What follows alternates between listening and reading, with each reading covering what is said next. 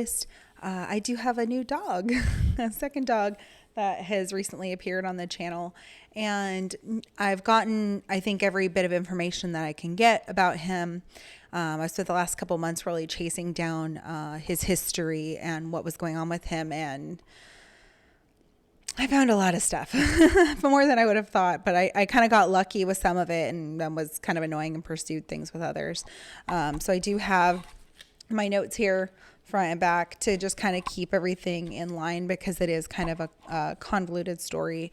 So I'm going to go over how I got him and then kind of like how build out his history based on how I got everything and put it together. So his name is Samwise, named by my father. We have kind of a Lord of the Rings theme going on here, which is fun. So we got little Samwise. You guys probably have seen him around. He's that little gray dog that's been popping up on my channel.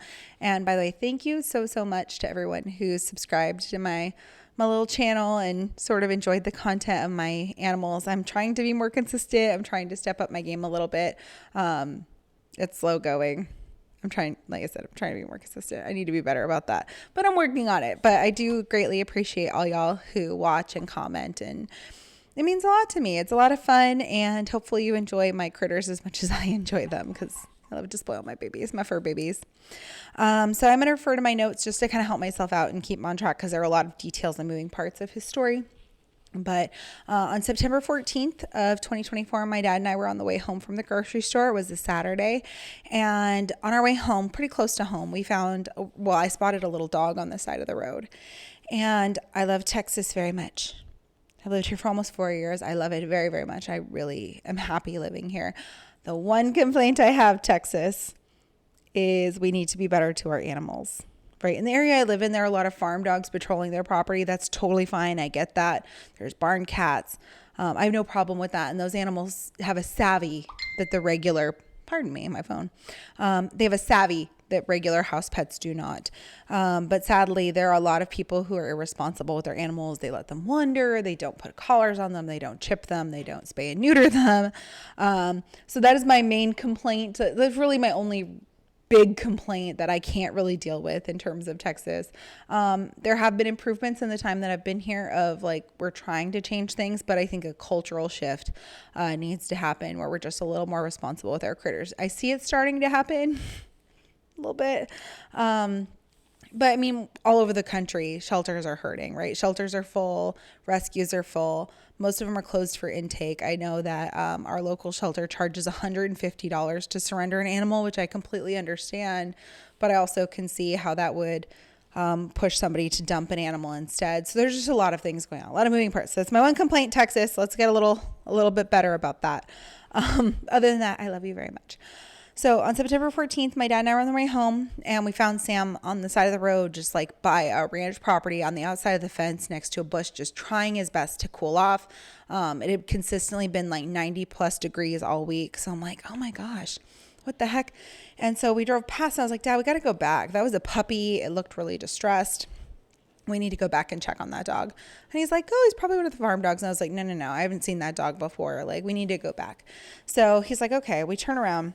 And my dad, he's Mr. Prepper. He's always prepared. So, and we all keep water and slip leads and bowls and things in our cars. So we were prepared. So I went out there and offered him some water, and the poor little guy was just lapping it up. He was just, ugh. And as luck would have it, on the way home, we'd already stopped. Like I said, he may have thought it was one of the farm dogs. I'll give him that. So maybe he just thought, but he's like, he's been there for 3 or 4 days. And I was like, okay, well, thank you so much. I left him my number because I was like, hey, if it turns out to be one of the neighbor's dogs, can you let him know I have their dog, Very nice gentleman. So he went on his way. And I was like, okay, well, let's get this dog home and get him cooled off. So we got him in my backyard where at least there was some shade, got him some water, put some ice in it, tried to cool him because I had my cats in the house, right? And I didn't want him to be mixing with the cats. And then Max was over at his grandma and grandpa's house while we had been at the store. Sadly, my personal vet was closed for the day because they close at 1 on Saturdays, but we had seen a pop-up vet clinic just doing vaccinations on our way home. So Dad went home to be with the dogs. I grabbed Mom, and then the two of us went over and found the clinic again. So because my thought process was like, hey, I need to get him scanned for a chip. If I get him scanned for a chip and I can reunite him with his owner, fabulous. Oh my gosh, that would be amazing. Like best case scenario. But if not, I wanted to make sure he at least had his basic vaccinations because he was going to be around my dogs for who knows how long, right? Like I said, shelters are full and a lot of the rescues are full, and it would take a while to rehome him, but obviously I couldn't just abandon him. So they scanned him and they did in fact find a chip. And so they called the chip company and they learned that he had been adopted from one of the local humane societies and that he had an owner. And I was like, fabulous, let's get a hold of her. So the vet tech, bless her, she was amazing, called this woman. I'm not a fan of said woman. Just putting that out there. Not a fan. Pardon the lip smacking. I try not to judge her too much because what I learned about her situation and what I know about Sam, I don't think it was a good fit. So I will give her that. But I digress. So the vet tech was talking to the owner and asked her, like, hey, are you looking for your dog? How long has he been missing? All of that stuff. Well, I'd already heard from the rancher that the dog had been there for 3 or 4 days. The lady said that he had been missing for a day and a half. So already, like, alarm bells are kind of going off in my head. The vet tech gave me a look and was like, I don't know about that. So she's talking to her and she was like, well, do you want the dog back? This woman found your dog. Do you want him back? And she had to ask if this woman wanted the dog back like 4 or 5 times. And each time it was like, well, he's kind of a pain in the butt. He always escapes. He's just difficult to take care of, all this stuff. And she finally goes, ma'am, it's a yes or no. Do you want the dog back? Because I can give you her number. You can get in touch with her. You can get your dog back. And she was like, well, okay. And she goes, well, can I give your information to the person who found the dog? And she goes, I guess so. And I was like, okay, great. So they hang up after exchanging information, and I get the lady's information, and I can't resist. I used Google Maps to look at the difference between her address and where I found the dog. It was 25 miles. So she tried to claim that in a day and a half, this dog had gone 25 miles. And we already knew he'd been there for 3 or 4 days, but he's a small dog. There's no way. There was no way he had gone that far. And so she had my information. I waited the whole weekend, nothing. I reached out to her, nothing. And it became pretty clear she didn't want the dog. So I called animal control, and I called the Humane Society, and I called that where he'd been adopted from, and I called the police and was like, hey, look, this is a situation. I believe the dog was dumped. For the Humane Society, for me, it was, I wanted his information. I wanted his vaccination records, things like that. And also I called the chip company and was talking to them. So I'll get to that in a second. But I'm called all these entities because for me, I'm like, look, if she's got a history of dumping animals, she shouldn't be allowed to adopt another one. Now, to be fair to this lady, he appears to be part blue heeler, and they are a nippy breed. He does tend to be mouthy. And it also seemed she was living in an apartment with 2 small children, and the dog and whoever else. That's not a great scenario for a dog that is mouthy. So I understand why he might have been too much for her. And perhaps if she's busy taking care of kids, putting food on the table, I can understand that. Was it the right way to handle it? Absolutely not. But I can understand why he might not have been a good fit for their family. So I'm trying not to judge her like too much. I'm judging her just a little bit. Trying not to. Anyway, I spoke to the chip company a couple days later and explained the situation to a very lovely person who helped me out quite a bit. And she told me that all they needed was a letter from my vet saying that they acknowledged the dog was mine, that the dog was healthy, and they could move the chip into my name. And she was also the one who helped me with learning where the dog had originally come from, which Humane Society he had come from. And the other thing that I spoke to her about was, hey, have you heard from the owner at all? Because I want to make sure that she's really, truly not trying to get him back, because I wasn't looking to get a second dog. And when I eventually did get a second dog, I wanted a German Shepherd because German Shepherds are typically my favorite breed. And I ended up with 2 very much not German Shepherds, both of whom I love dearly. So anyway, it turned out that the case was opened for the missing dog, But the case was opened by me and the vet tech when we called. The owner had not, who said he'd been missing for a day and a half, hadn't called to open a case or say that the dog was missing. Now, one could argue that she might have forgotten that the chip was an option or couldn't find the information, couldn't find his chip number or whatever. I'll give her that as a possibility. But then I learned from the chip company that they had called her several times. They had sent her at least 3 different emails over the course of a couple of days saying that her dog had been found, and they had received no contact. So it just kind of solidified to me that she just didn't want him. It wasn't a good scenario for either of them. And so I was like, okay, well, I'll figure it out from here. I guess he's staying for now at least. So I learned that he had been fixed. I learned that he was vaccinated. And so we introduced him to our dogs. And we introduced him to Max first because he was going to be staying at my house. And they were immediately buddies, which was fabulous. And as soon as he met Max, that was the very first time that his tail had untucked from between his legs. And they played and they romped and they had all that stuff. I think I have a video of it. I'll try and insert it here. So it's their first morning together. Max and Sam roomed together. He's gonna take a little bit of finding his place in the pack because now we have a pack of them. At least temporarily. We'll see how it goes. He's been pretty submissive thus far, so I feel like Thorin, who's a little more dominant, will accept him pretty well. Max has already been disciplining him a little bit this morning because he was a little rude with Maxie. So Max just set him straight. Shield will do the same because she's our matriarch here. We've already learned he's obsessed with balls. Maxie, is that your friend? You've been such a good boy. Max is actually an excellent big brother. He did a great job with Thorin. Thorin's posturing just a wee bit because he's my more aggressive child. So they'll figure themselves out, but they're all playing nicely. Hi, Max, are you having fun? Yeah. My kids ate about 6:30, so that we shouldn't need to worry.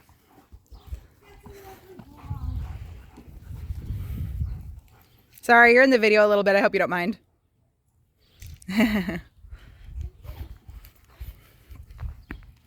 We getting along, kiddos? They're doing good. Like I said, I think there'll be a few little kerfuffles as they just show him his place in the team. But, I mean, like I said, he's... that's Narnia. We don't go to Narnia. Oh, that's a good one. Go watch your race, baby. I mean, they're playing nicely. That's good. Thorin's hackles are still up a wee bit, but that's not weird for him. They all beat some. Yeah. I'm just kind of watching his body language since he's the one I think could possibly be a bit of a bully. Oh, look where he put himself. He just was, we're going to have to watch it or he's going to end up with the tooth thing like Alex. Yep. For my viewers, our older dog, Alex, you can see him back in my channel. He was obsessed with balls. And at one point, we didn't realize it was happening, but he chewed on the ball so much that it wore down his teeth. And you could actually see the roots of his teeth. Like, the vet said it was fine. And, like, the dentist looked at it and said it was fine.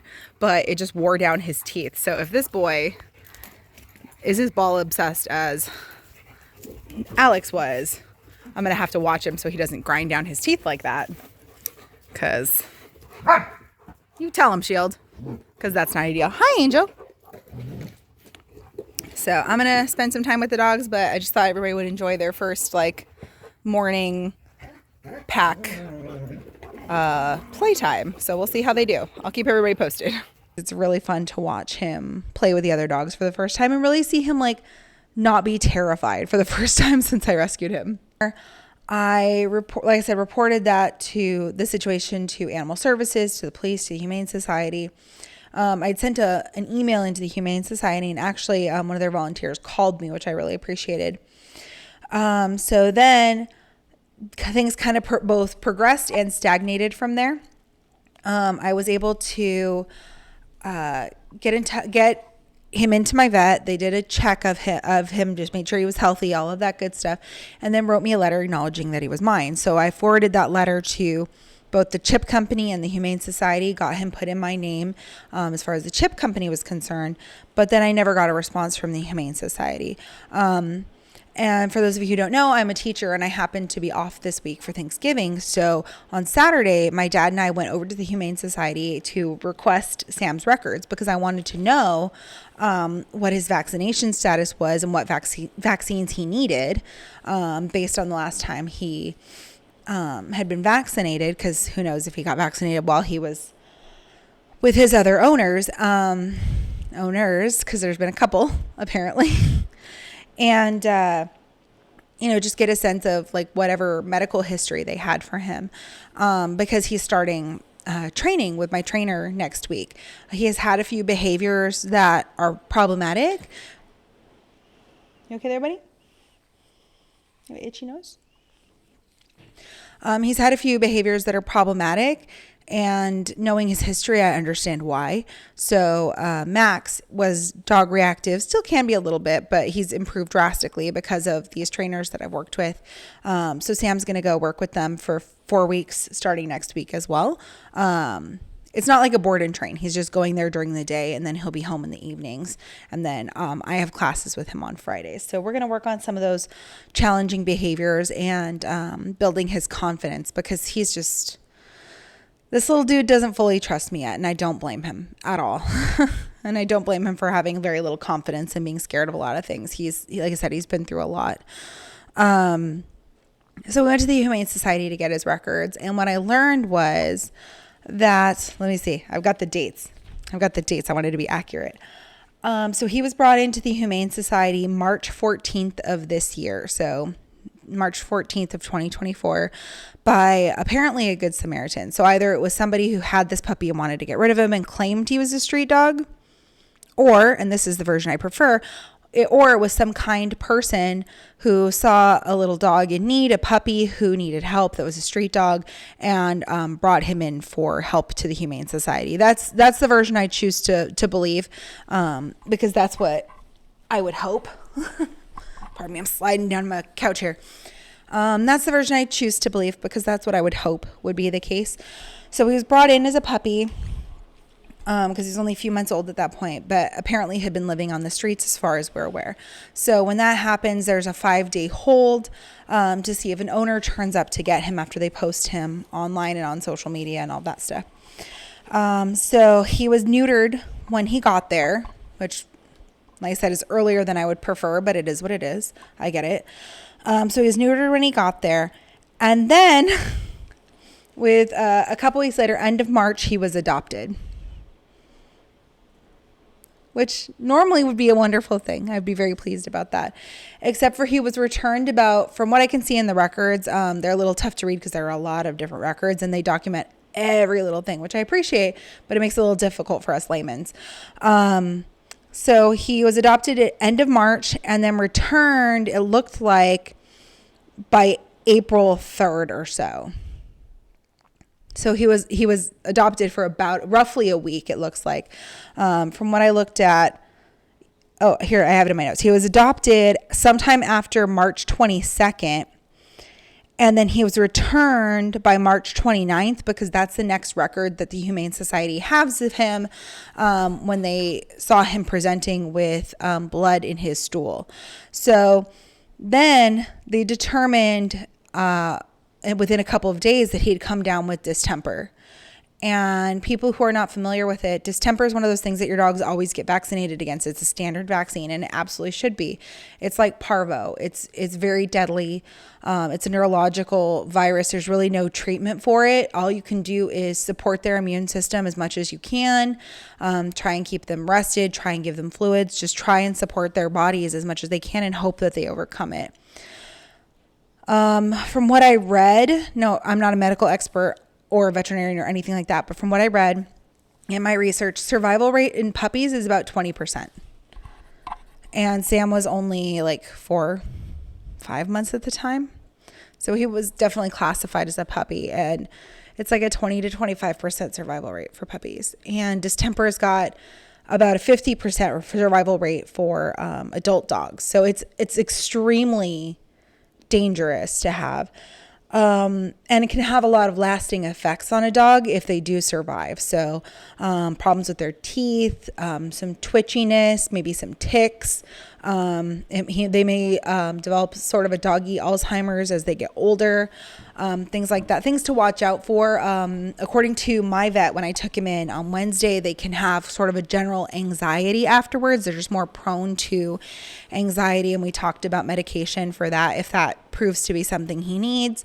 And definitely medical anxiety because they've been poked and prodded, and what else as they've tried to help them survive the virus. So in general, it is a nasty disease, and frankly, he's a bit of a miracle that he's still here because even at 50% survival, that's amazing. But as young as he was, there's like a 20 to 25% survival rate. It's amazing he's alive, frankly.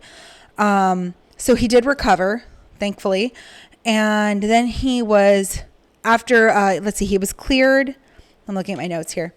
He was cleared for adoption and tested negative for distemper right like on 4/18, somewhere in there. And then the person who had returned him and the person who may have returned, I kind of suspect like maybe he had noticed he was feeling a little sick and decided to return him to deal with that. But this person came back in the middle of April and readopted Sam. So he was street dog at the Humane Society, then adopted by this person, returned to the Humane Society, and then adopted again. So he had a lot just in a few months. So at that point, he would have been 6 months old, which it's really difficult. Those are very formative years for a puppy. It's like the first 5 years of a kid's life. You can really make mistakes with them that way and cause lots of problems. So he does have a few challenges. We're almost to the end of the story here. Sorry, I know this is a long one. It's a little emotional for me too, and I just don't want to leave out important details. So if you remember at the beginning of the story, I had said that the person on the chip was a woman. So I learned from the Humane Society that the person on Sam's chip was not the person who adopted him.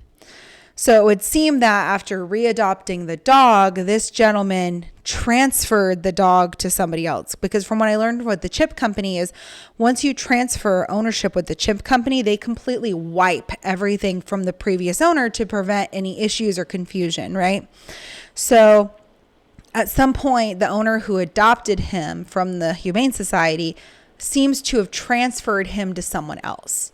And that was the person who ended up dumping him fairly close to my home where I picked him up. So street, Humane Society, adopter, Humane Society, adopter again, some other woman, and then me. So he was bounced around a lot. And I picked him up September. His birthday was in November.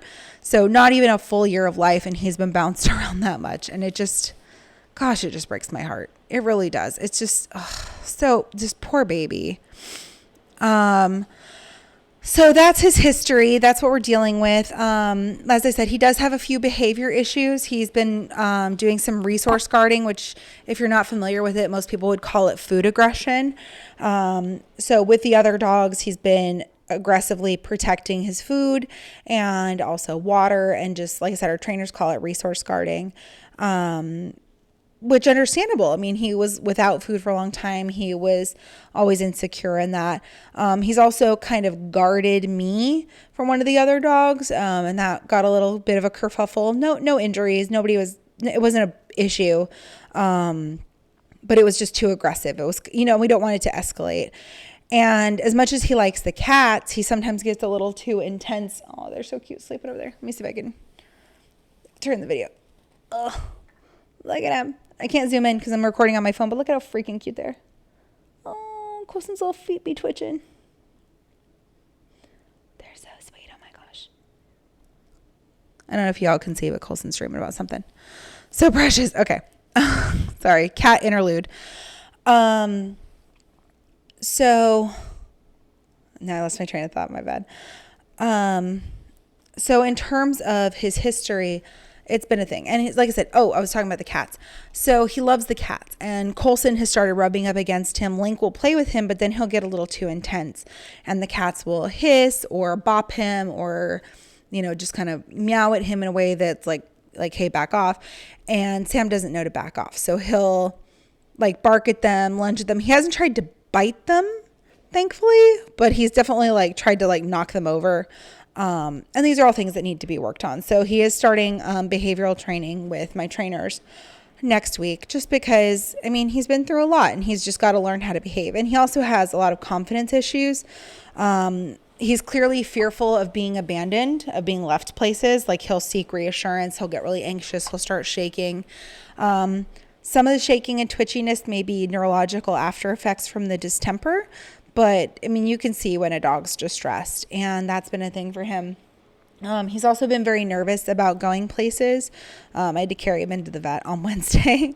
But also, like, just going to the store. Something as simple as going to the store was terrifying for him. I tried taking him on an outing to let him choose his first toy, and we didn't make it past the foyer. I ended up with him on my lap on the floor because he was so terrified. We tried it again with my mom's dog, and she was like his emotional support animal, and that helped. So having one of the other dogs to sort of guide him has helped a lot. But we just need to work on his trust. We need to work on his confidence. So that's why we're getting him in with the trainer, because we felt that it's just needed, right? We need somebody to help guide us. And, you know, he's a traumatized little dog. He's had a lot happen to him. And a lot of difficult things. So we're going to keep working with him. We're going to help him out. We're going to make sure he's safe and happy. And, you know, now he's in a forever home, right? He's going to stay with me forever. He's a really truly kind, sweet, gentle little boy. He just gets scared and acts out. I really think his biggest problem. So he's in his forever home because I couldn't do anything else, to be honest. Like, one, he's really is a sweet, loving little dog. But after everything he's been through, it just felt so wrong. It felt so wrong to try and rehome him again. So luckily my parents are amazing and don't mind an extra dog to babysit. Well, I don't know. They don't seem to mind. My mom doesn't seem to mind. My dad sometimes complains, but I get that. So hopefully we can get those behaviors sorted pretty quickly and get him feeling more confident. But that's my story time of how we ended up with Sammy. This was a little longer than I intended it to be, but hopefully everybody, you know, was enjoying the story. I mean, I don't know about enjoying because it's kind of unpleasant, but it ends up happy, right? He ends up in a home where he's going to be very, very spoiled. Y'all have seen how I spoiled Max, and I got to celebrate his first birthday with him with his charcuterie board. So I did post that video a couple weeks ago. So, you know, hopefully he'll be very happy here. We'll take good care of him, and y'all will enjoy watching his shenanigans. So thank you for watching. This feels so awkward doing it like this. But maybe give the video a thumbs up. Leave your ideas at the bottom. Hey, if you've ever had a dog that maybe had abandonment issues or anxiety, I would love some good tips because most of my dogs have been spoiled from the start. Max has always been a little prince. So... you know, I've never dealt with a dog with this level. Well, that's not quite true. We had a German Shepherd that was very traumatized from being a street dog, but it wasn't the same as all of the bouncing around that this guy's done. So it's similar but different, I guess I should say. And I was a lot younger then. That was quite a while ago. So just any tips that anyone has for helping like an anxious, traumatized dog feel more comfortable, I will take them because anything I can do for him, I want to do. So if you could leave me a comment, subscribe, send some love to Sammy. I will give him lots of pets from everybody. And I hope everyone has a great day. Bye.